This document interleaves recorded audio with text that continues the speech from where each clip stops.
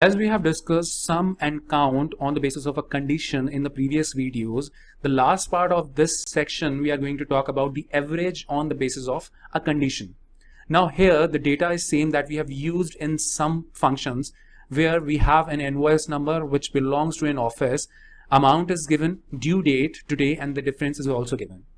What do we need to find out is an average amount for Oregon only.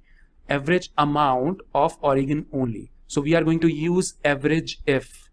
So let me open up the formula average if. I'll press tab, and here the syntax is almost same as it was of sum if, where we have range, criteria, and this time it is average range.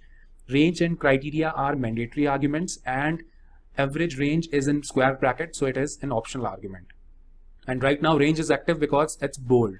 So in this case, the criteria as per the question is Oregon, and the average range will be amount because we need to find the average of amount.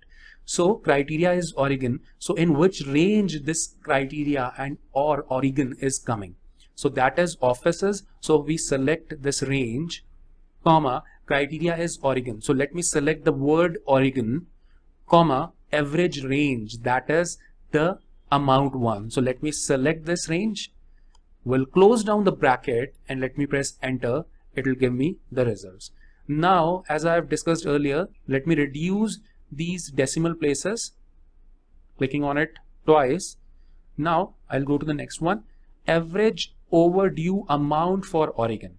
Average overdue amount for Oregon. It means we need the average of amount which belongs to Oregon, as well as the difference would be in negative. So we have in total two conditions now. One is Oregon and one is overdue. So we are going to use average ifs. So let me open up the formula by pressing tab.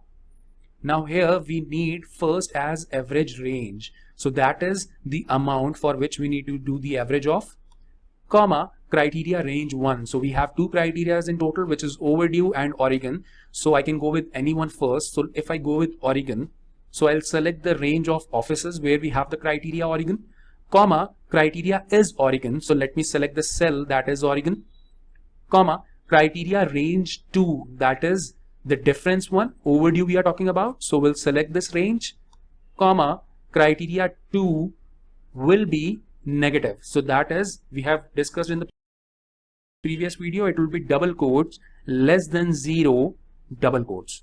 So we'll close down the bracket here, and if I press enter, we can get the average, which is 2625. Thank you. As we have discussed sum and